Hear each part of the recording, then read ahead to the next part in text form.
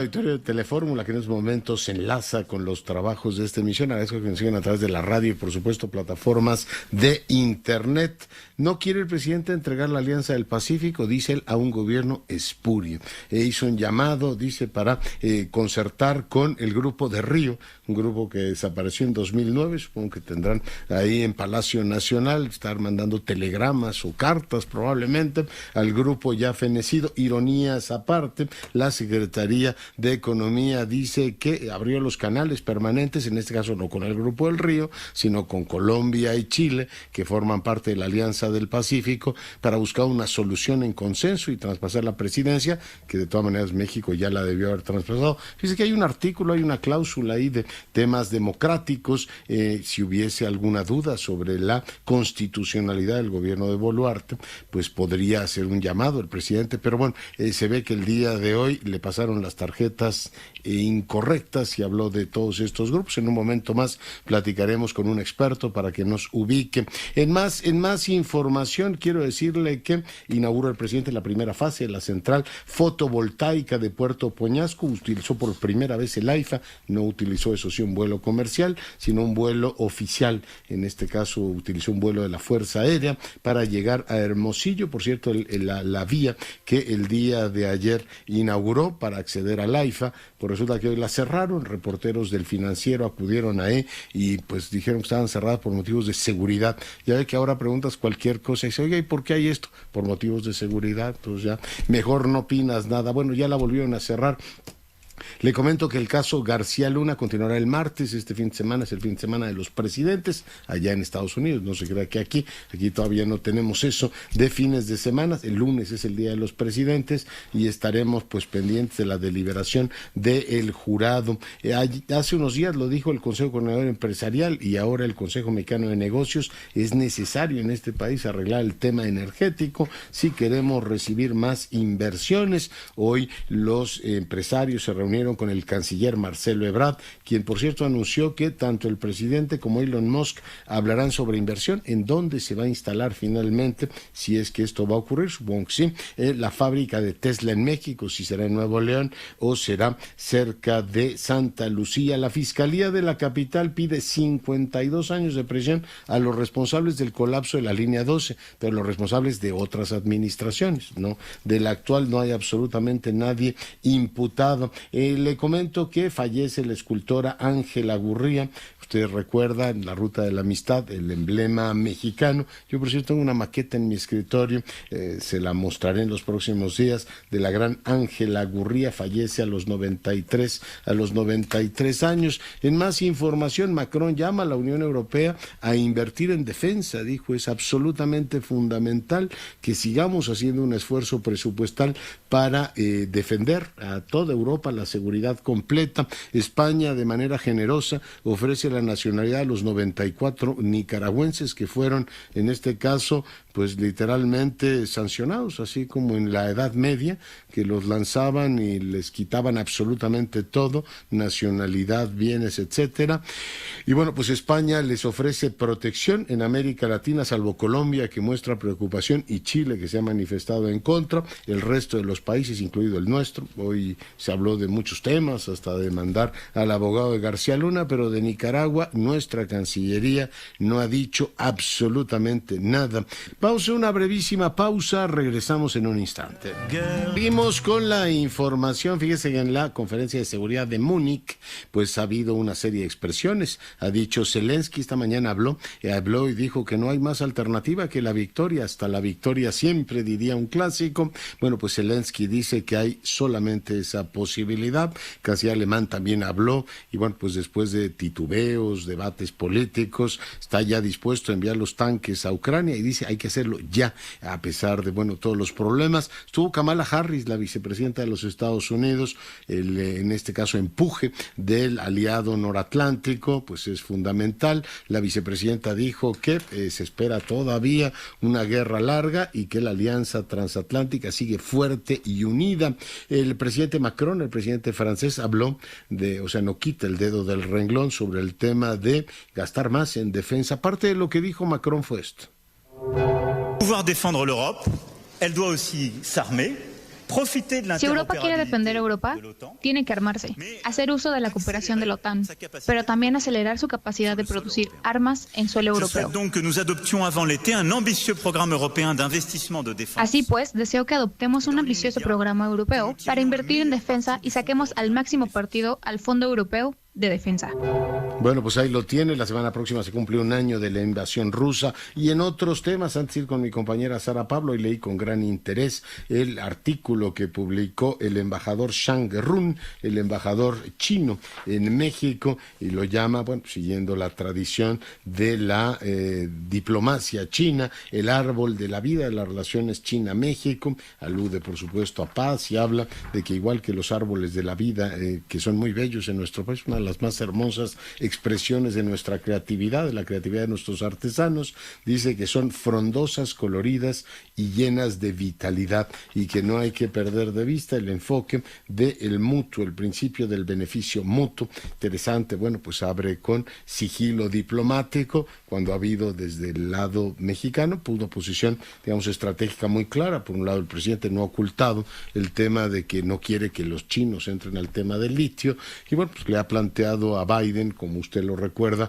la sustitución de importaciones, que éstas sean americanas, lo cual pues afecta a nuestro segundo socio comercial, que es ni más ni menos China. Le recuerdo que nosotros importamos 100,000 millones de dólares de China, y bueno, pues por supuesto el embajador chino es muy prudente y en el lenguaje diplomático lo dice, pero bueno, naturalmente el día que en México dejemos de importar, déjeme decírselo de una manera absolutamente brutal, imagínense que en vez de martillos chinos, que son muy baratos, las herramientas chinas y muchas otras cosas que permiten a nuestra industria funcionar, importáramos martillos de donde le gusta, de Ohio, y que dijeran hay que pagar sueldos norteamericanos y los productos valen tanto. Hay un montón de productos chinos que hacen funcionar la industria y los servicios en este país a un menor precio.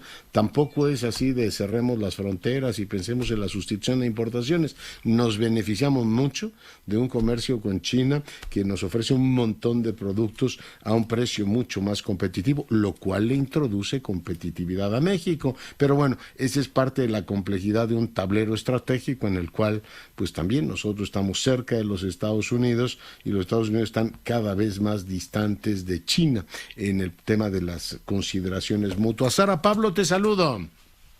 ¿Cómo estás, Leonardo? Muy buenas noches. Hoy el presidente Andrés Manuel López Obrador inauguró la primera etapa de la planta fotovoltaica del puerto Peñasco. Estuvo ahí después de que fuera la conferencia mañanera en Hermosillo, en Sonora, pues tomó un helicóptero y llegó 455 kilómetros después, en un tiempo pues breve, esto con el fin pues de cubrir más puntos. Con este inicio de los 178,000 paneles solares que van a proporcionar electricidad a 64,300 hogares, se dijo por parte del presidente López Obrador que se inicia ya la producción de energías limpias y que México pues está haciendo su parte en lo que tiene que ver con el cuidado del medio ambiente. Dijo que su gobierno cambió la política energética porque en el pasado se socavó a la Comisión Federal de Electricidad y a Pemex en un afán, dijo, privatizador. Estuvo acompañado, por supuesto, de los integrantes del Gabinete Energético, Rocío Nale, la secretaria de Energía, el director de la CFE, Manuel Bartlett. También estaba el secretario de Hacienda y, por supuesto, el gobernador, y esto fue lo que dijo.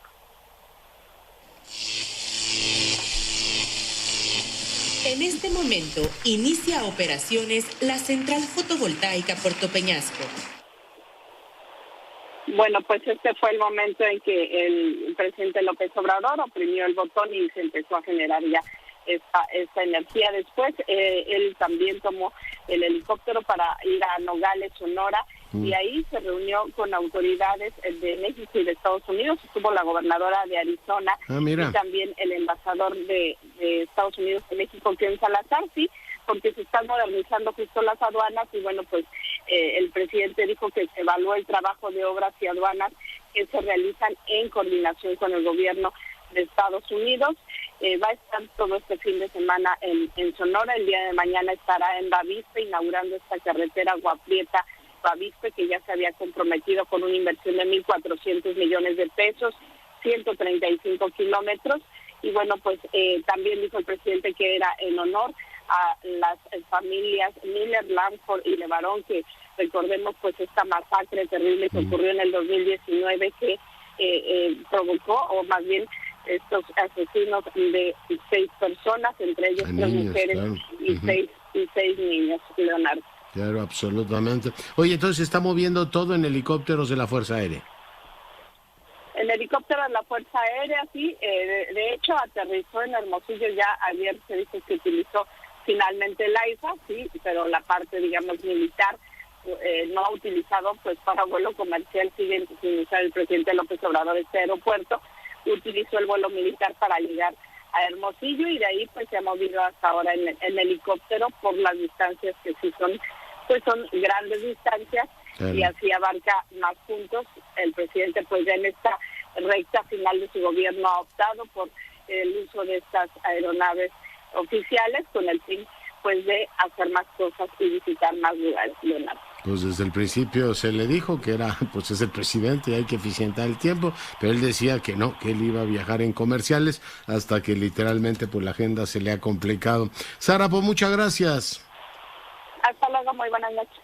Y bueno, pues también hay que decirlo claramente, este proyecto de Puerto Peñasco es una de las apuestas más importantes que está haciendo este gobierno en materia de integración con los Estados Unidos. Creo que buena parte del discurso tradicional que había tenido en materia eléctrica, se acuerda todavía el que exhibíamos en septiembre, que exhibía el gobierno en septiembre, está replegándose en favor de una visión mucho más integrada y pragmática con los Estados Unidos. Dejo ese tema y voy ahora contigo, Juan Antonio Jiménez, adelante. Gracias, doctor. Un juez de control vinculó a proceso a 11 de los 12 involucrados en la agresión en contra del periodista Ciro Gómez Leiva.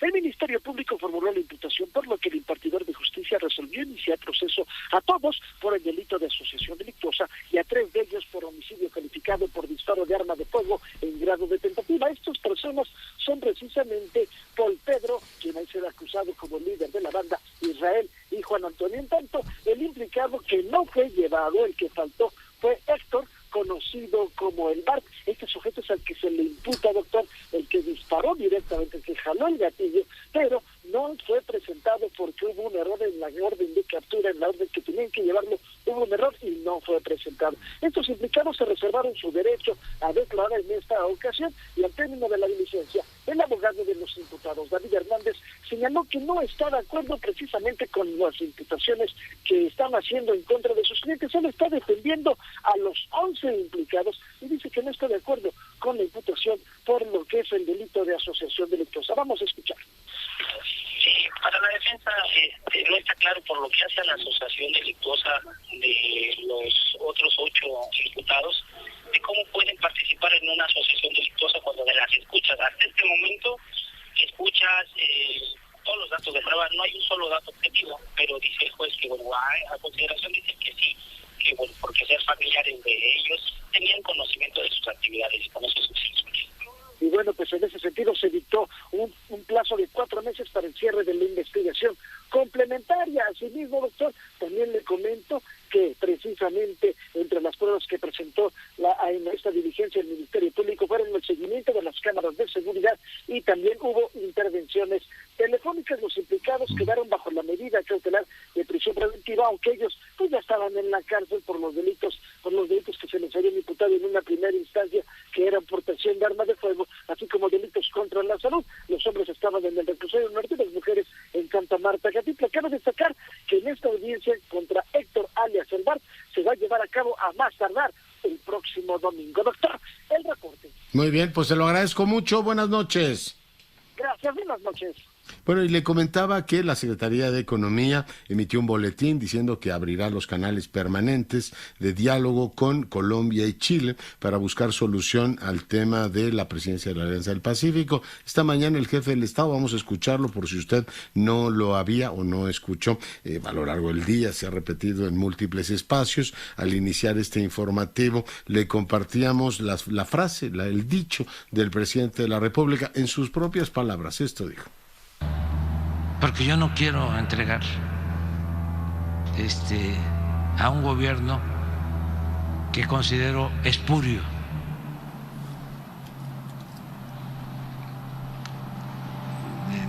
que decidan los miembros del Grupo de Río.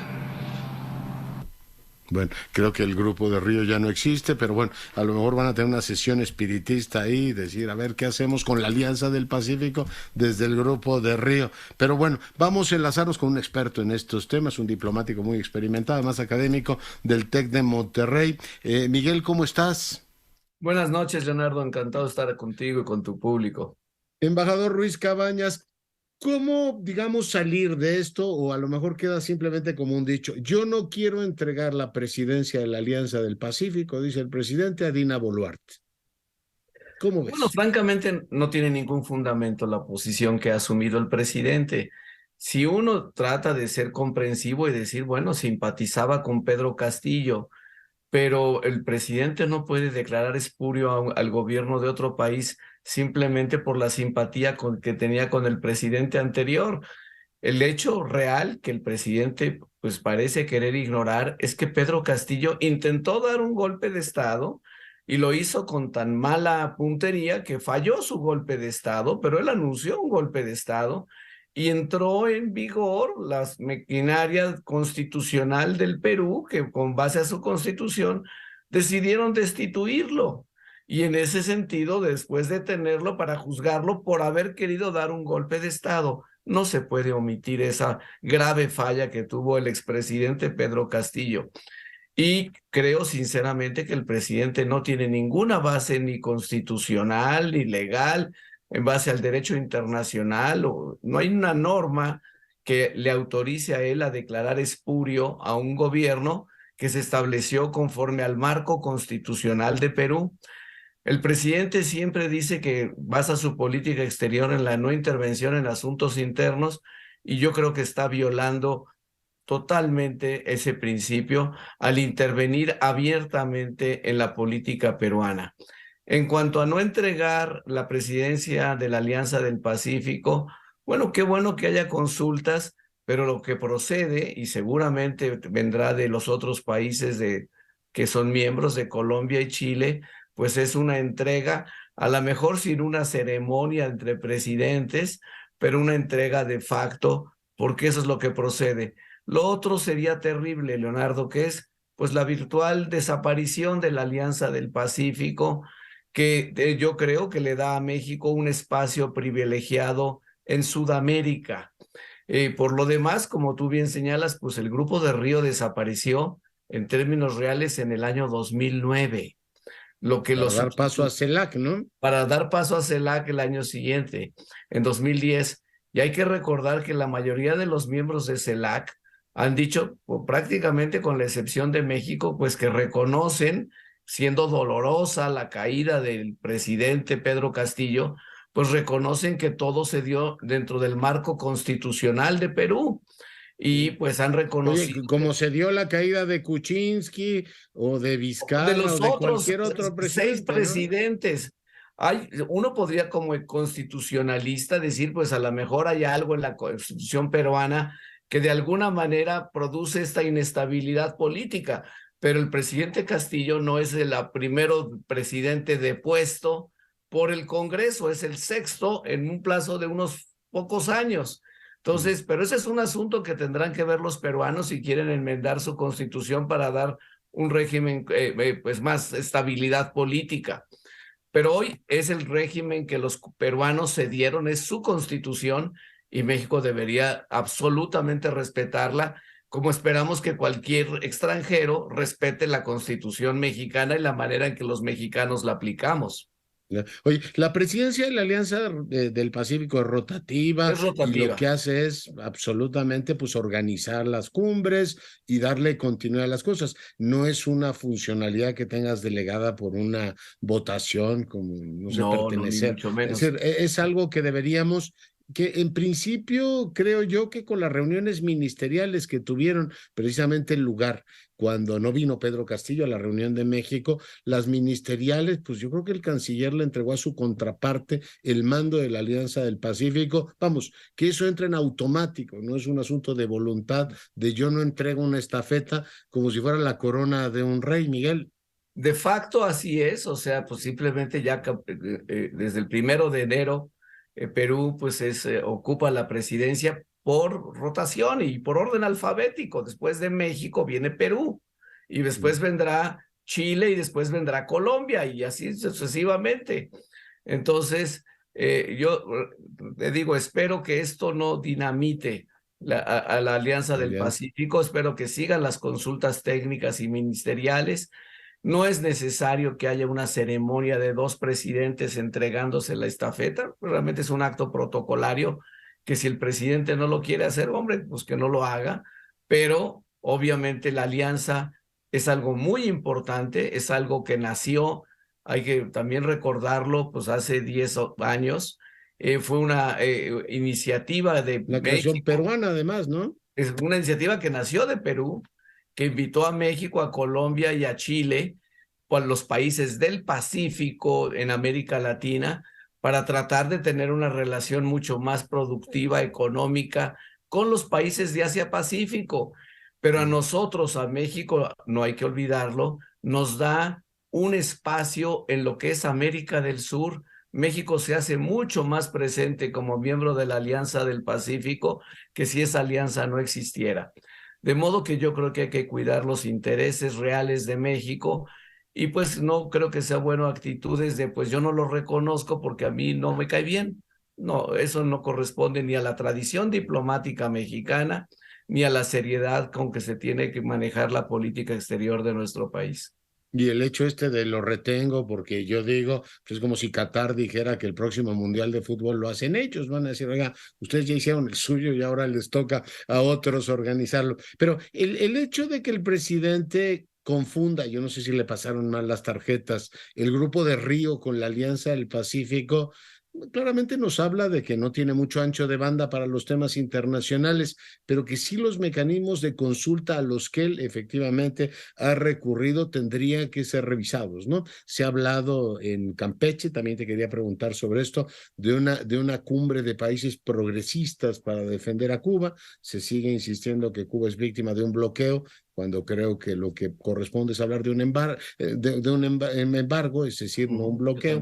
Pero bueno, como que sí trae el presidente una baraja muy amplia como de foros y no necesariamente los establecidos. Me parece que CELAC, que insisto, él presidió y recibió aquí a todas sus contrapartes, no lo han acabado todavía de aceitar y decir, a ver si debería ser el foro para discutir los temas más importantes. Agrego otra cosa, tuvo la reunión CELAC allá en Argentina y el tema de Castillo, pues tampoco hubo consenso, ¿no? Presidente volvió a poner el tema ahí peruano y no parece que tenga mucho eco. Miguel.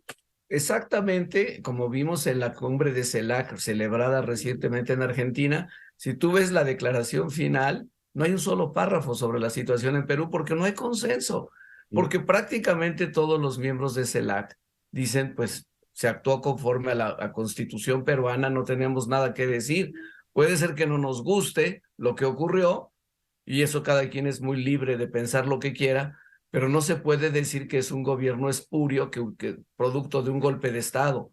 No, el que quiso dar el golpe de Estado es el señor Pedro Castillo y los congresistas peruanos actuaron conforme a su marco constitucional. Bien. Yo creo que esto hay que dejarlo con toda claridad así. Y si el CELAC no se ha manifestado, es precisamente porque no hay consenso.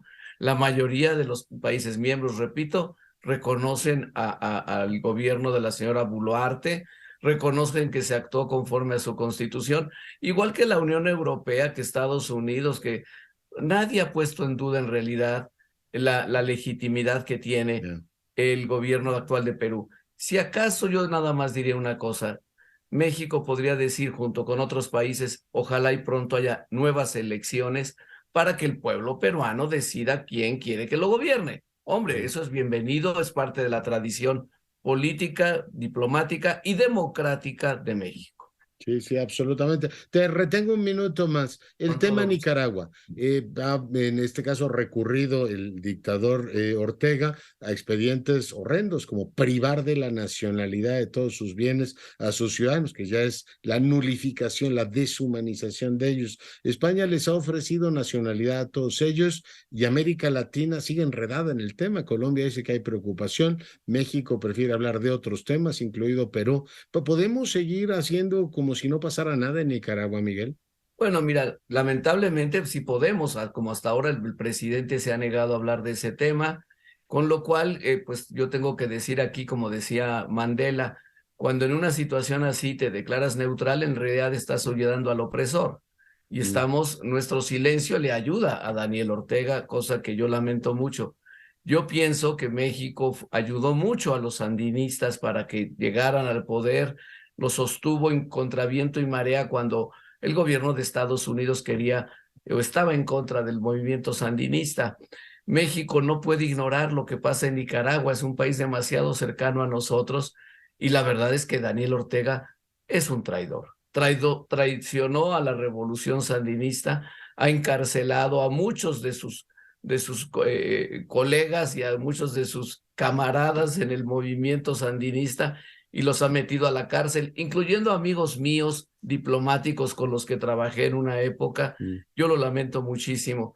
Yo creo que, francamente, México, esta omisión, este vacío que se dice, no, es que no hay que intervenir, la verdad es que México debería estar jugando un papel mucho más constructivo, ayudándole a esos presos políticos, ayudando quizá a algún diálogo, algo, pero nuestra ausencia, nuestro silencio, en el fondo le está ayudando a Daniel Ortega. Y eso Embajador Ruiz Cabañas, muchas gracias por la entrevista.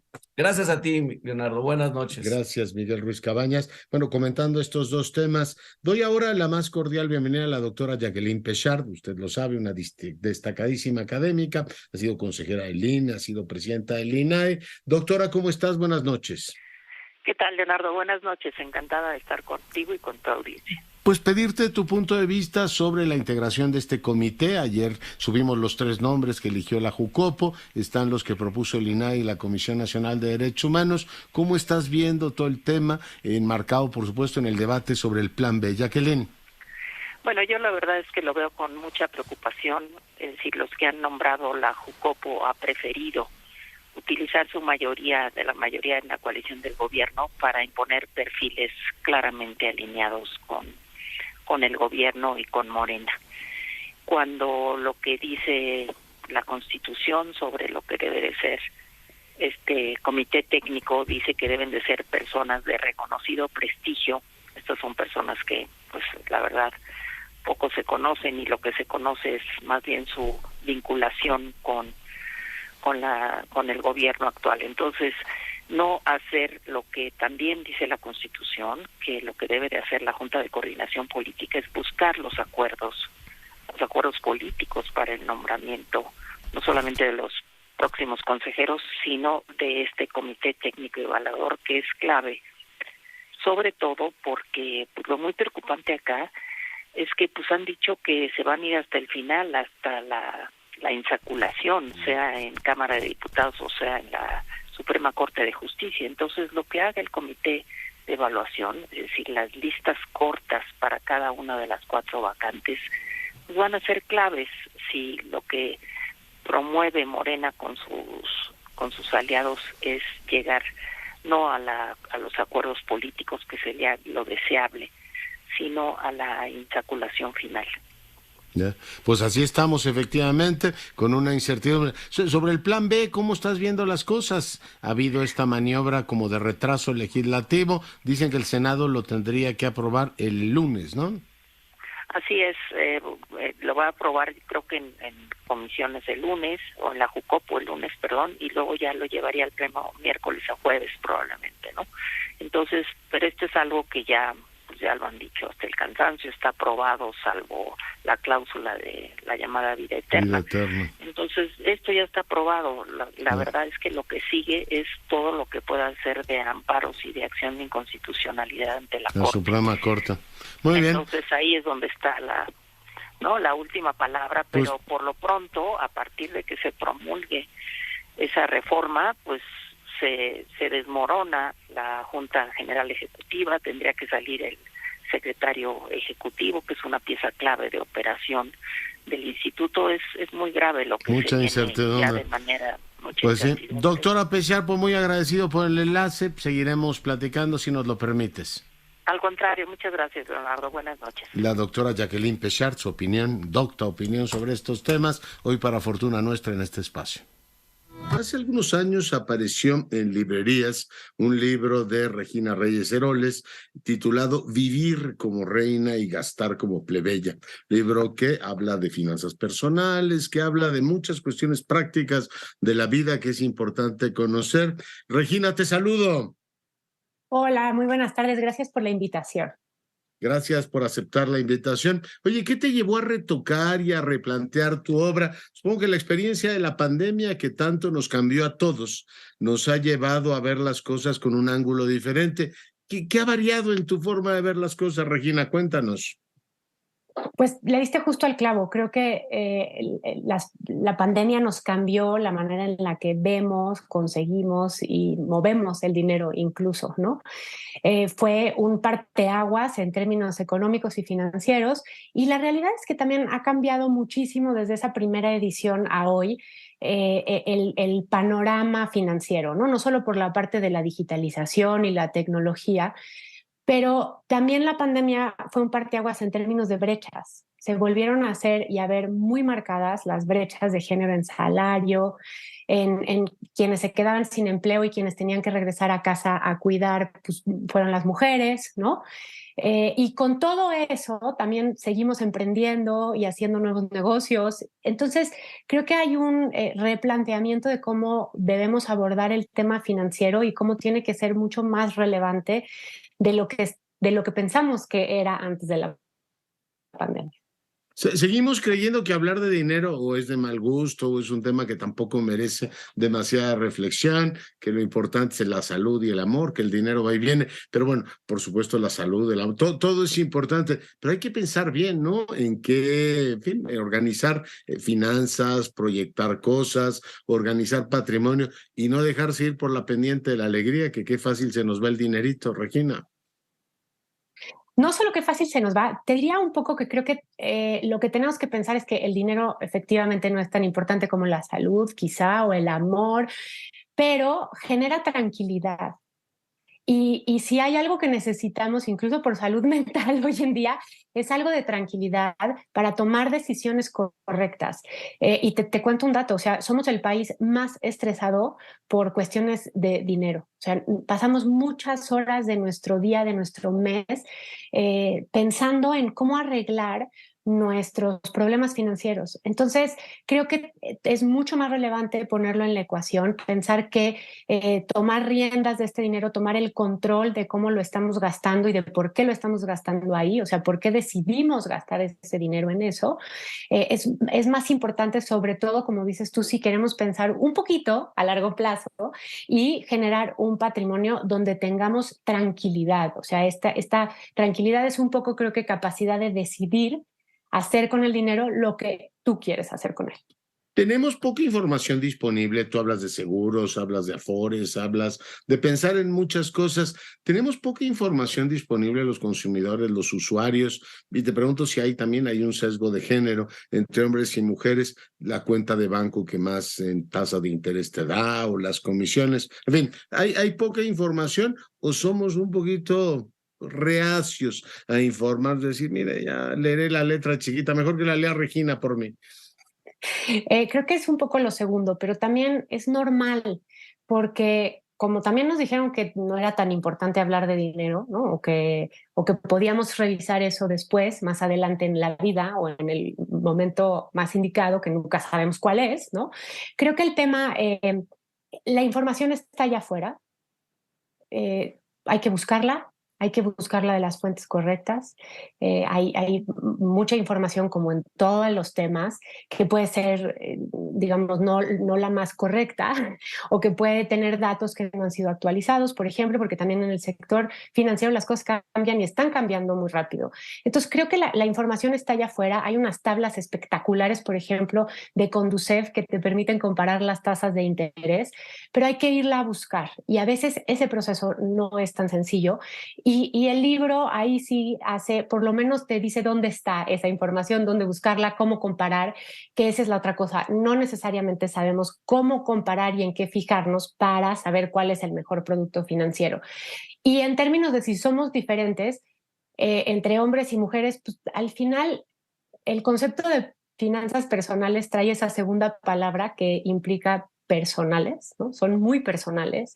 Entonces, si entre personas son distintas, pues también podemos enfrentar el dinero con una visión diferente y definitivamente lo hacemos, ¿no? Invertimos de otra manera, pensamos en el dinero de otra manera y por eso es tan importante personalizarlo y entender qué queremos y para cuándo lo queremos y compartirlo con aquellas personas a nuestro alrededor para en conjunto generar este núcleo financiero en el que puedes tomar mejores decisiones financieras en ese contexto y para todos los que están allá adentro.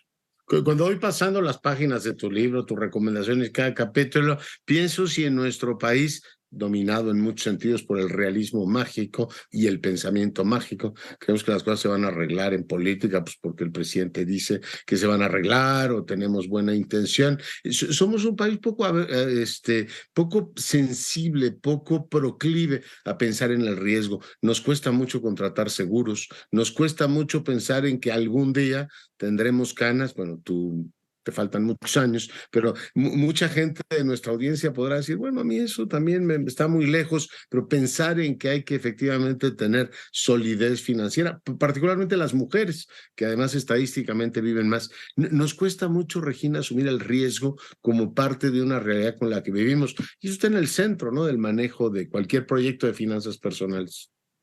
Justo le das al clavo, o sea, nos cuesta mucho trabajo pensar en ese largo plazo. Pero también es muy difícil para el ser humano en general, ¿no? Porque tenemos estos sesgos en donde como no sabemos cómo nos vamos a ver, tenemos una idea, pero no tenemos mucha claridad de cómo vamos a estar y cómo vamos a ver. Entonces, claro que el hoy es mucho más importante. En tema de seguros, la verdad es que creo que es un misterio, o sea, es una cosa muy extraña cómo 9% de las viviendas está asegurada, nada más. O 3 de cada 10 autos. O sea, ¿por qué si invertimos dinero en un automóvil lo sacamos a la calle y lo tenemos desprotegido, ¿no? Porque pues tampoco tenemos el dinero para enfrentar esa eventualidad si es que sucede. Entonces creo que hay una cosa de no realmente saber pensar en el largo plazo y sí, a veces no sentarnos y darnos el tiempo para abordarlo y decir, ok, tengo que poner orden, porque nos vamos a dar cuenta de muchas cosas que no queremos darnos cuenta porque pues gastamos en cosas que nos generan placer instantáneo, no necesariamente a largo plazo.